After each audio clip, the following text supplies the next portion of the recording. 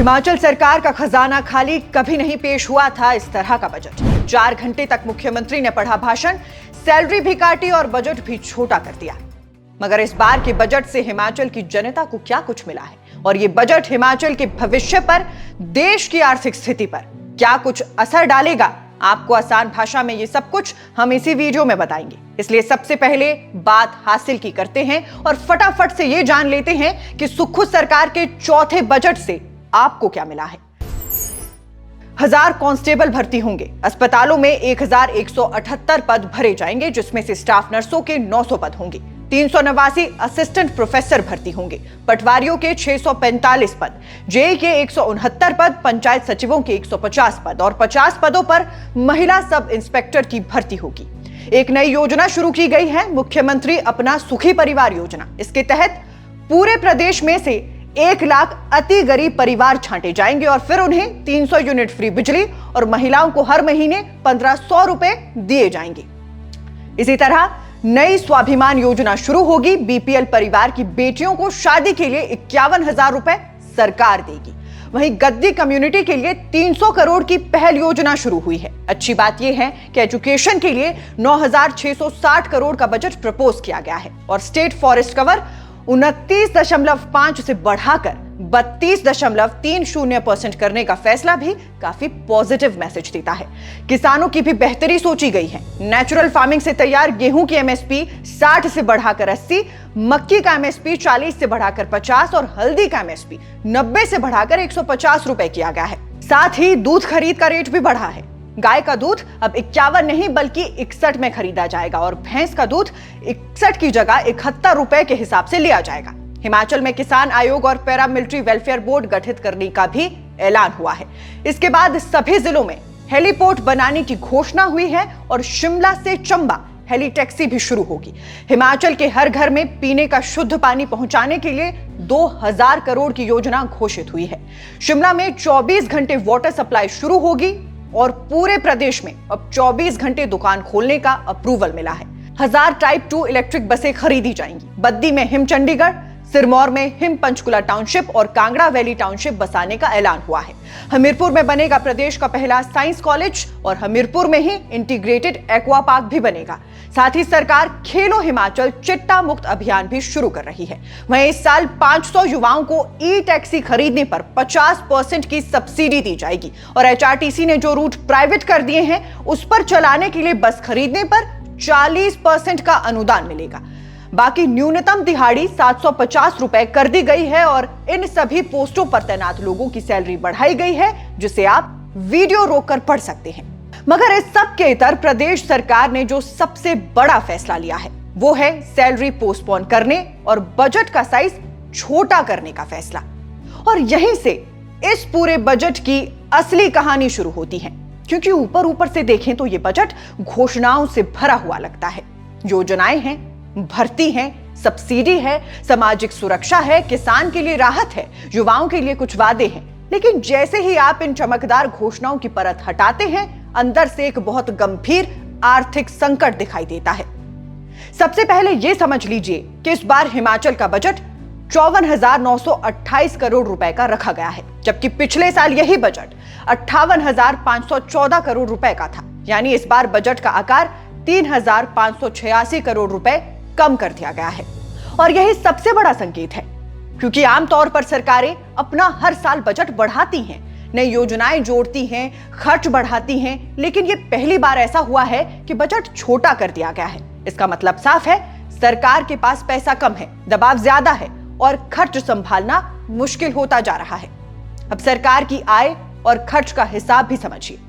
अनुमानित आय करीब 40,361 करोड़ रुपए बताई गई है, जबकि खर्च 46,938 करोड़ रुपए का है। यानी सीधी भाषा में कहें तो कमाई कम है और जिम्मेदारियां ज्यादा है। इसी वजह से अनुमानित घाटा 6,577 करोड़ रुपए तक पहुंच रहा है। ये कोई छोटा आंकड़ा नहीं है और यह बताता है कि हिमाचल की आर्थिक हालत सिर्फ तंगी वाली नहीं बल्कि स्ट्रक्चरल प्रॉब्लम वाली होती जा रही है। अब सबसे अहम आंकड़ा सुनिए।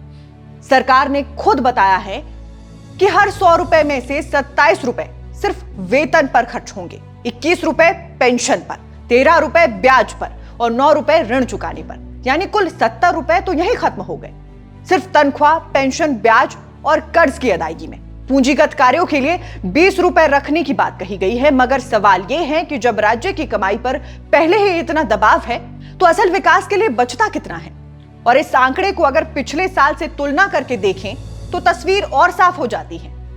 पिछले बजट में हर 100 रुपए में से 25 रुपए वेतन पर, 20 रुपए पेंशन पर, 12 रुपए ब्याज पर और 10 रुपए ऋण चुकौती पर खर्च होने का अनुमान था। साथ ही 24 रुपए विकास कार्यों के लिए बताए गए थे। यानी इस साल क्या बदला?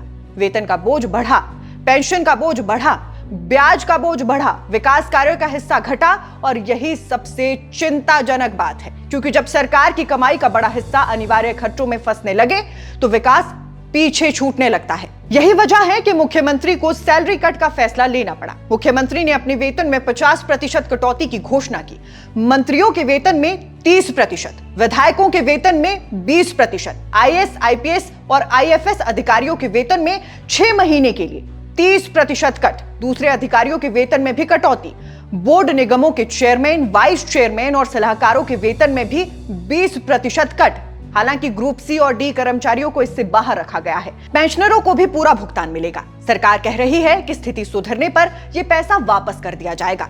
अब यहां 2 बातें एक साथ समझनी होंगी। पहली, इस फैसले को सरकार त्याग और जिम्मेदारी के प्रतीक के रूप में दिखा सकती है, और कुछ हद तक ये सही भी है कि ऊपर के स्तर से शुरुआत हुई है। लेकिन दूसरी और ज्यादा बड़ी बात यह है कि जब किसी राज्य को बजट भाषण में वेतन कटौती या वेतन स्थगन जैसा कदम दिखाना पड़ जाए तो ये सिर्फ प्रतीक नहीं रहता, यह आर्थिक संकट की सार्वजनिक स्वीकारोक्ति बन जाती है। यानी सरकार खुद मान रही है कि खजाने पर दबाव इतना ज्यादा है कि उसे अपनी ही व्यवस्था पर कैंची चलानी पड़ रही है। इस पूरी स्थिति के पीछे सबसे बड़ी वजह रेवेन्यू डेफिसिट ग्रांट यानी आरडीजी का बंद होना माना जा रहा है। हिमाचल जैसे पहाड़ी राज्य की वित्तीय संरचना लंबे समय से बाहरी सहायता और विशेष अनुदानों पर निर्भर रही है। जब तक केंद्र से राजस्व घाटा अनुदान मिलता रहा तब तक बहुत सी कमियां ढकी रहती थीं। लेकिन अब जब यह सहारा हट गया है तो राज्य की असली वित्तीय कमजोरी सामने दिखने लगी है। सीएम ने भी साफ कहा है कि अब राज्य को अपने संसाधनों के बेहतर प्रबंधन पर ध्यान देना होगा। लेकिन यही वो जगह है जहां आलोचना और भी तेज हो जाती है, क्योंकि सवाल यह है कि अगर संसाधन इतने सीमित हैं तो फिर इतने सारे नए ऐलान एक साथ क्यों? एक तरफ सरकार कह रही है कि खजाना दबाव में है, दूसरी तरफ हेलीपोर्ट हर जिले में, हेली टैक्सी, नई टाउनशिप, 1000 इलेक्ट्रिक बसें, नई योजनाएं, नई सब्सिडियां, नई भर्तियां। ये सब सुनने में अच्छा लगता है, मगर जनता का भरोसा सिर्फ घोषणाओं से नहीं बनेगा। लोग पूछेंगे कि पैसा आएगा कहां से, और जो पहले वादे हुए हैं वो कितने पूरे हुए। बजट का एक सकारात्मक हिस्सा ये जरूर है कि सरकार ने अधूरे प्रोजेक्ट्स को पूरा करने पर जोर दिया है। जो काम 70% तक पूरे हो चुके हैं उन्हें प्राथमिकता से पूरा करने के लिए 500 करोड़ रुपए का विशेष प्रावधान किया गया है। यह व्यवहारिक सोच हो सकती है, क्योंकि नई नई घोषणाएं करके अधूरे ढांचे खड़े करने से बेहतर है कि जो लगभग पूरा है उसे जनता को सौंप दिया जाए। लेकिन यहां भी निगरानी जरूरी होगी, क्योंकि हिमाचल की समस्या सिर्फ घोषणा नहीं, क्रियान्वयन की भी रही है। अब अगर इस पूरे बजट का राजनीतिक अर्थ निकालें तो ये एक सर्वाइवल बजट ज्यादा लगता है, ग्रोथ बजट कम।